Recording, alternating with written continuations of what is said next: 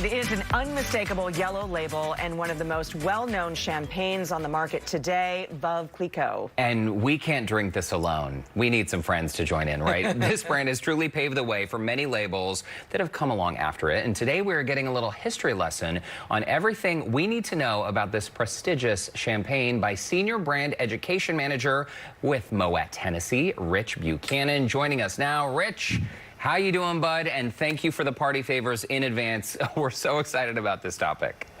Derek, Courtney, good afternoon. Greetings from New York City. I'm happy to have an excuse to open some champagne this afternoon. Oh, wonderful. So are we. I know. Cheers to you. Thanks for being here. And what I love about Wine Club Wednesday is this is all about education, and this is one of the most recognizable labels. And Veuve was actually founded over 200 years ago? 248 years ago. Oh, wow.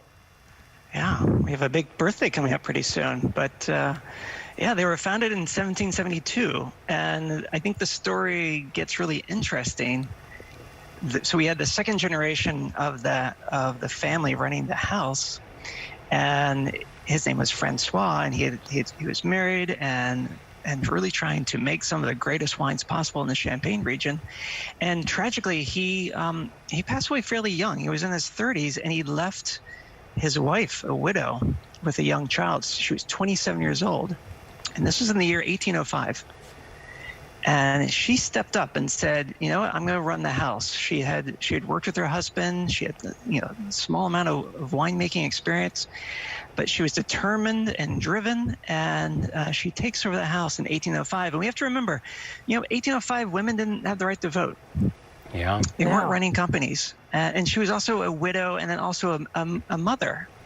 And so it was very complicated. Also, by the way, Napoleon was declaring war all over Europe. So business in general was quite difficult. So I cannot stress enough how hard it was when she takes over this house in 1805, what she had to deal with. And it's almost like the original boss babe. Well, yeah, I mean, she was one of the earliest women to become like a business woman, right? She's I think legitimately the first, female entrepreneur. I would say she actually might be the first kind of global business person. Because her goal was really to get the champagne to every corner of the world. She had this, this drive to get that wine, out there. And so I think we could argue she was the first global business person in the world. Well, and she not only took this brand, this business, and ran with it and helped make it what it is today, but she really paved the way for, as we mentioned in the intro, for other brands that came along after it. And she also, one of the ways she did that is by creating the first vintage, right? The first vintage champagne. Exactly. I mean, there's this heritage element this heritage of innovation that runs through the house. And so she creates the first vintage champagne. So anytime you see a bottle of champagne with a year on that label, it started, with Madame Clicquot. She also, we give her credit for really mastering the art of making rosé in the Champagne region. And rosé champagne is one of the greatest things in the world. And she developed a technique that we're still using to this day. The majority of rosé in the Champagne region is made via the techniques that she introduced. And the other innovation I always like to mention is, we have this idea of the riddling table, which is I don't want to get too much in the weeds in terms of the details, but it's a process of getting the yeast sediment out of the wine. And before that, most champagne, or the majority of champagne on the market, would have some sort of sediment. It might be slightly cloudy. And she introduced a technique that made her wine crystal clear. And now it's a technique that's used by every single champagne producer. Okay, Rich, can we get this party started? I'm going to put my tasting hat on. We're going to start with the most recognizable, the yellow label, right? And this is the Brut champagne? It is, yes. This is the benchmark of the house. This is the cornerstone. If you want to taste one bottle that summarizes the house, I think this is a great place to start. To me, it's about a number of things. It's about, first of all, amazing vineyards, Clicquot is the second largest landowner in terms of vineyards in the Champagne region, and they are coming from some of the most highly rated areas in the Champagne region.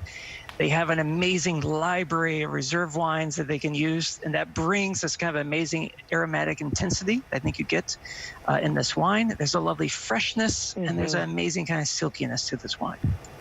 It is delicious. We've been sipping it here and there throughout today's show. Also, can I just say, Rich, you have such a soothing voice, a wine education voice. When you say things like yeast sediment, it's so nice.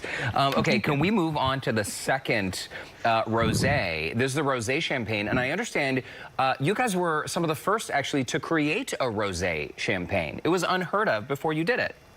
Yeah, it had been created before, but what Madame Clicquot did, and we don't believe it was a huge market for rosé back in the 1700s, but what Madame Clicquot does in the early 1800s is she basically develops a technique that we're basically making a red Pinot Noir wine. So, you know, Pinot Noir is one of the grapes in the Champagne region. We're making a red wine, and we're adding it to the white wine to make a rosé, and this is a very unique process to making rosé. If we're in the south of France, if we're talking about Provence, they make rosé in a completely different way.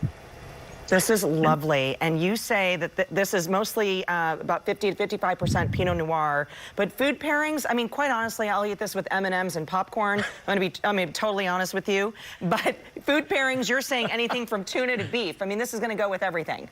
Yeah, I mean, I think there's a couple things I like to point. I think fried chicken, roast chicken, both work great.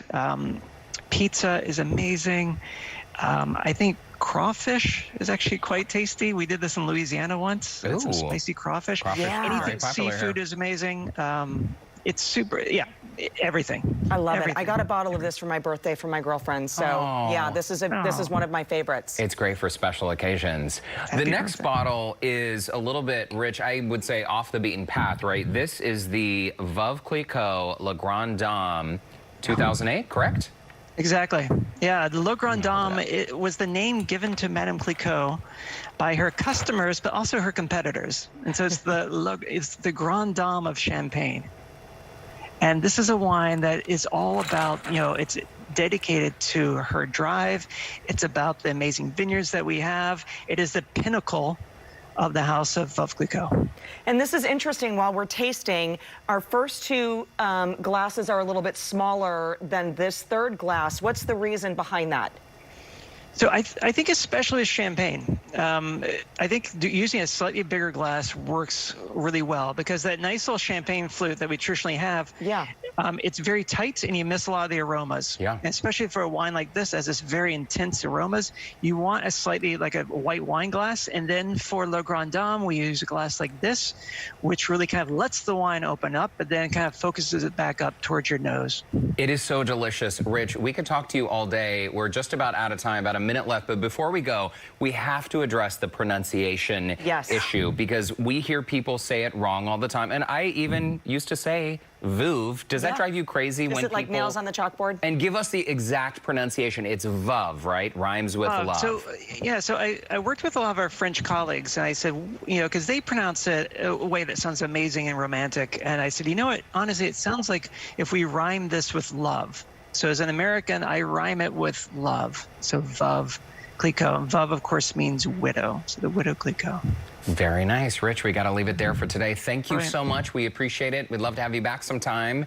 And to our viewers in the meantime, be sure to check out our website if you'd like to learn more about Veuve Clicquot. And we'll be right back with more. Cheers to Houston Life.